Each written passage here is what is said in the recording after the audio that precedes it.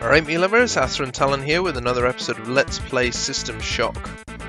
Now, in the last episode I talked a little bit about the process that went into System Shock and the unfortunate sort of release schedule that it suffered from.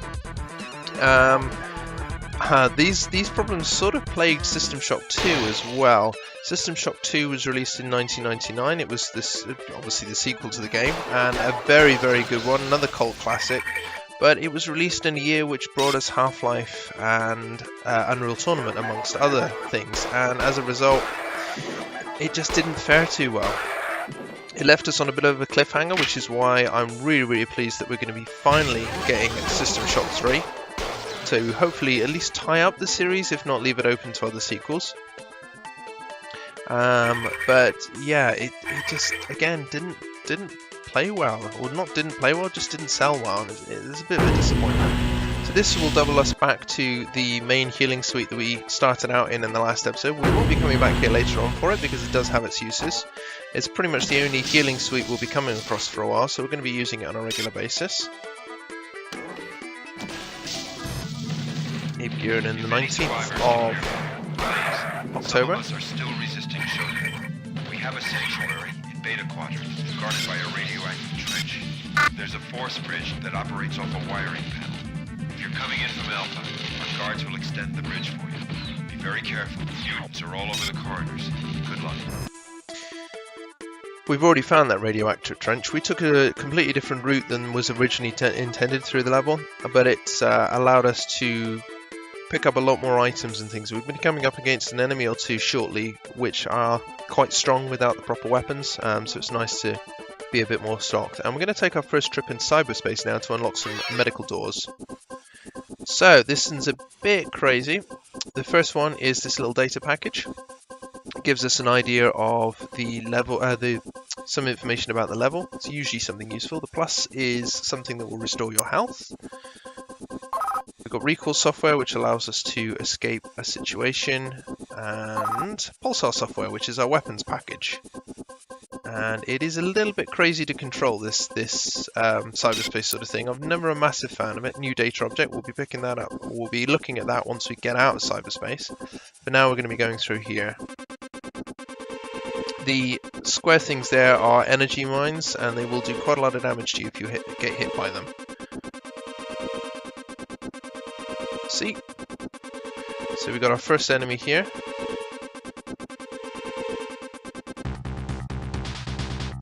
Fairly easy to take out in this instance, which is nice. They will get stronger as the game goes along. Ping game software, I forgot all about that. I'll have to show you that in a minute. Another data object, another recall software, and another decoy software. Great, that we can use that to throw enemies off the scent if we're trying to get away. We're going to restore our integrity and head in through this little passage. Passage. I'll get my words out in a second. Sea shield, which we are going to activate straight away. That is a cyber shield and will absorb about 20% damage. Our second enemy here. These are a lot tougher. I'm going to spam the enter key because that will also act as fire and it makes it a lot easier to take them out quickly. The mouse click is not as powerful as it should be. Pulsar level 2. So we've already got a level up with our weapons. So the lollipop looking thing and the switch. Switch is something that will unlock outside of cyberspace, and you can see that's to do with the hospital security doors. And there is a little packet of information to tell us that Shodan security presence is controlled by CPUs and maintained by security cameras, which we made a good inroads into destroying in the last episode. And that is us finished in cyberspace for now. There's some doors up here that were not open before, and we can now get into. Holding a decent weapon, the SB20 Mag Pulse. Now this little weapon we're not going to have very much ammo for until sort of level 3 or level 4. So we're going to be careful with it until then. But it is really, really useful against robots. So things like the security bots, which we're going to come up against, and the hoppers, which you'll see one in a minute. They're bastards. It is very, very useful for those. The SB stands for Sean Barrett, by the way, who is one of the special guest programmers for Looking Glass. So we're done in this little area. We've got a few areas still to explore and try and drop the security a little bit more. I want you to keep an eye on the map in the bottom left hand corner. If you see a little red dot on it, it means that there's a security camera or some other security feature like a CPU node nearby. And we're going to obviously be putting that to good use in finding those last security cameras. And yes, the cyborgs on this level, not cyborgs, the mutants on this level regenerate at quite an alarming rate. There seems to be always more of them. It's kind of disconcerting. It's handy to farm med patches if you need them, but aside from that, they're just plain annoying. I think there's one, yeah, this way. We want to go this way. We can restore our energy, we don't need to at the moment, but it's worth bearing in mind that it's there. There's also another hidden panel down here, which should have something at the end. There we go. Another little hideout. There's the Illudium cadmium battery I was saying about that fully restores your energy. Reflex aid, which we'll see. Nitro pack, which is like a grenade on steroids, and has the additional benefit of having a timer to it. We got any logs left? No. These are the data things we picked up from Cyberspace. One is a message from Rebecca. Gives us an idea of how the first level is organized. And the second one is the hospital armory code, 705. We'll be going back there once we've lowered the security a little bit more. We've already tried that door and failed to get through it, but it's going to be worth exploring before we leave. So, oh fuck! Jesus Christ. That is the hopper, or a hopper. These guys are bastards. Let's take them from the other way around. They're very, very strong. They're not affected by a lot of the weapons that we've got right now, and they do a fuck ton of damage. Let's get rid of this mutant so we can fight the hopper without being attacked by anything else.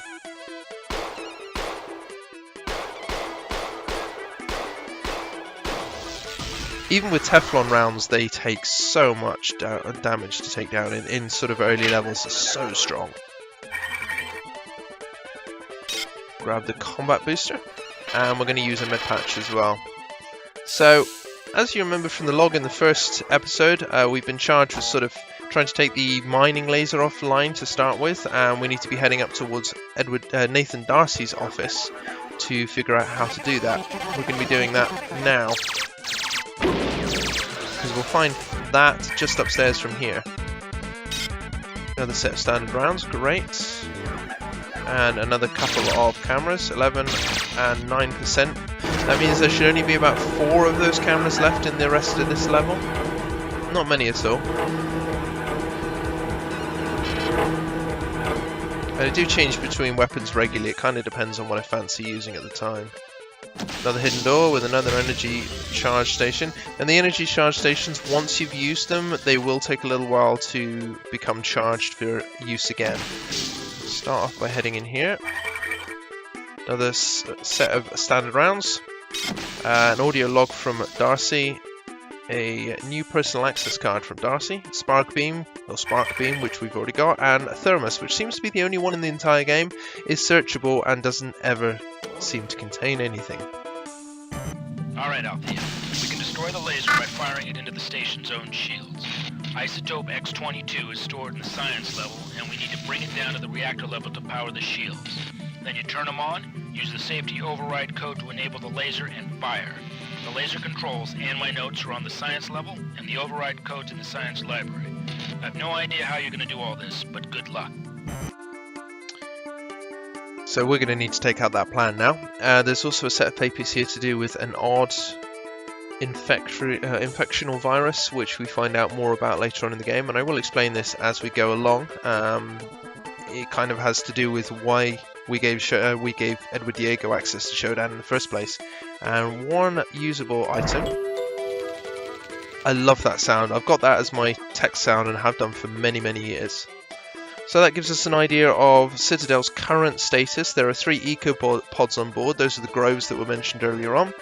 The life pods are mostly jettisoned, and the shield seems to be down. And as we know, the mining laser is charging for a strike against Earth. Can't get through that door, it's busted. Totally and utterly busted.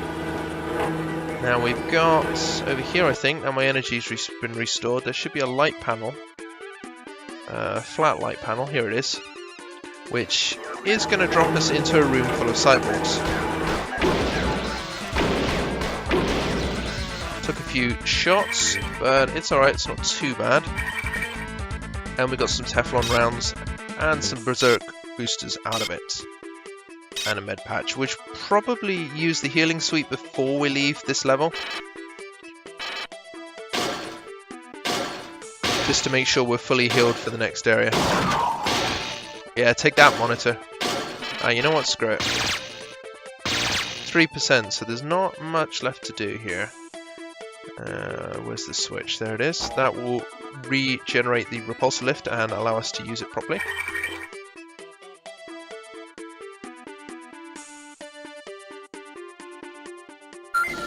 There we go, that one's open. And that'll drop us back down the repulsor lift. So 3%. Not many more cameras left to find. I have to keep an eye out because I'm pretty sure I've missed one somewhere. Go and have a look down this corridor. New log. The resistance faction led by King Swanson left a week ago. We found the mutants fighting over the remains of Hoard. We're caught between the mutants and the cyborgs, so I'm worried whether we can carry out Darcy's plan. We're going to send Alan and Carl through the cyborg territory to reach the elevator. Clear out this area. And we'll play the log once we're not sat in an area of contamination. Looking a bit healthier on med patches now, no pun intended. Now we've got to get to the bridge and stop Shodan. Some of us want to go to the flight deck and escape instead. Hopefully, there's still some weapons in the armory we can use against the mutants. Todd Blankenship was able to get the combination 705 from a security officer. We're going to try for it tomorrow. We are going to go and look at the armory ourselves in a minute, because there are some useful bits and pieces in there. I think there's something up here which may be of use to us. Oh fuck, there is a mutant right behind me. You can kind of just hear him. There we go, that's taking care of him. And we're fairly well stocked on standard ammo, I think. Biological systems monitor, which shows us our current energy use and health and fatigue. And nothing else. I want to have a quick look at items. There you go. So we've got 7 standard sets of ammo, 5 Teflon, 12 explosive darts, and a few other bits and pieces. Great. So we're going to go back to the dart gun for a little while then, because we've got more of that. And it's going to be useful against the mutants, of which is the only thing we're going to see now on the station. Or not on the station, but on this level. 1%, and there's the last camera. So Shodan is now theoretically blind on this level. This should allow us to get in here. 705 was the armory code. Hopefully be some useful things. EMP grenade, that's another one of those things I was saying earlier on. EMP grenades, wonderful against robots, mildly effective against cyborgs, useless against anything organic like mutants. Few landmines. Why they've got landmines on Citadel Station, I've got no clue. But they're useful setting traps, grenades, and another gas grenade as well. We are pretty much done here. I want to make one more stop before we head towards the lift, and that's in this direction. That locked door we saw in the first episode that we couldn't get into should now be open now that the security's dropped all the way. And inside is a very, very precious weapon, the Magnum. Not going to see another one of these for a while, but it is very, very strong, and yeah, we're going to want to be keeping hold of it, put it that way. We're going to now head back towards the main area, get healed up, and finish this level. I'm going to end this episode with a bit of a bloodbath as well, you'll see why shortly. There you go, so I've just had a warning that my fatigue levels are high, and I'm unable to run effectively until they drop back down again.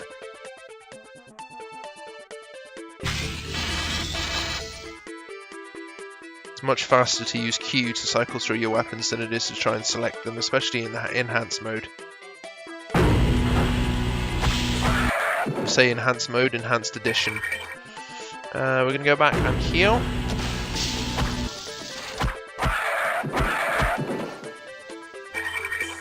No items on these guys.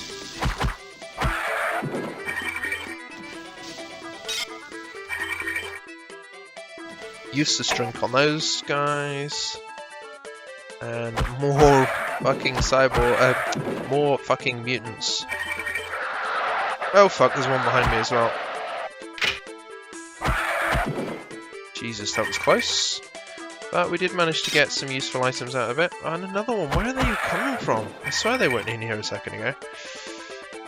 Like I said, they do spawn quite a lot. Is it this one? Yeah. This one's got a med patch on him. And this one's got nothing. Right, let's heal and get the fuck out of here. I'm done with these mutants. Yeah, see, that one definitely spawned when we weren't looking, because he was not there a minute ago. Oh, did I pick up... No, I don't think I did. Okay, there's one item, now that I think about it, that I haven't picked up in this level. We'll go and do that now, and then we're going to get the hell out of Dodge.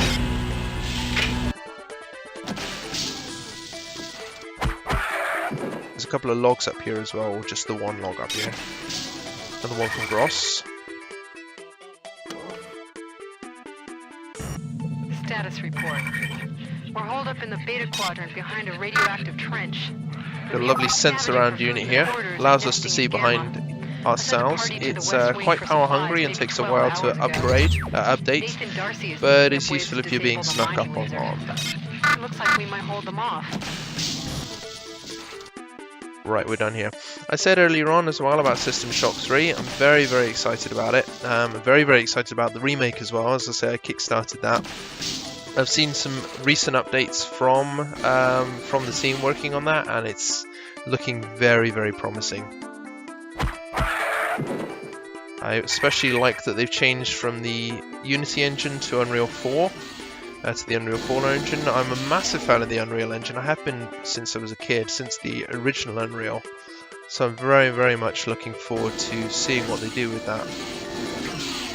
Oh, the mutants are all over the place. It does make things a little more difficult if you want to come back here with the aim of just healing up, because you've got to contend with quite a lot. And at this point in time, you don't have a massive amount of ammunition, so you kind of don't want to waste it by fighting through no end of mutants. I think there's nothing in here, but there is, however, a concussion bomb in here and a lead pipe if you haven't already got one, strangely. Concussion bomb is very, very powerful weapon, very, very powerful. We're not going to be using it for a long time, but it's useful against particularly strong enemies. So we've been through there, we've been through there. This has got another stun gun, which is a waste, and a frag grenade. And this light panel here. Message from Rebecca. They're trying to jam transmissions. We have some new evidence about what happened. It looks as if Diego has... I prefer a quiet station. Thank you. Goddamn Shodan.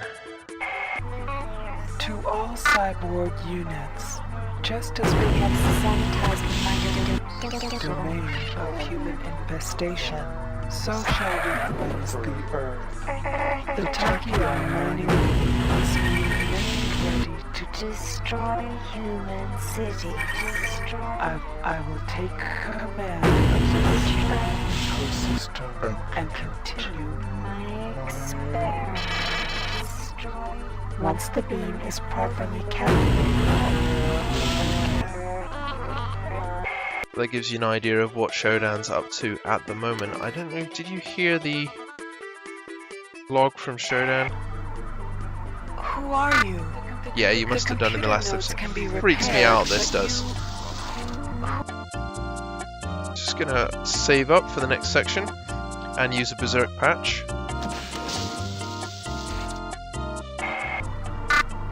Who are you? The computer nodes can be Why repaired. will become very evident.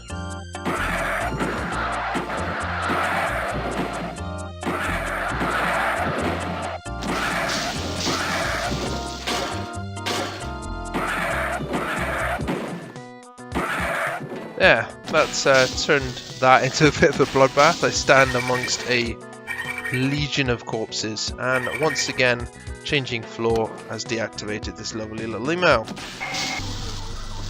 Who are you? The computer nodes can be repaired, but you... Who are you? My cameras and probes scan your body, but you do not match any employee file. When my cyborgs bring you to an electrified interrogation bench, I will have your secret, and you will learn more about pain than you ever wanted to know. She's such a lovely wordsmith.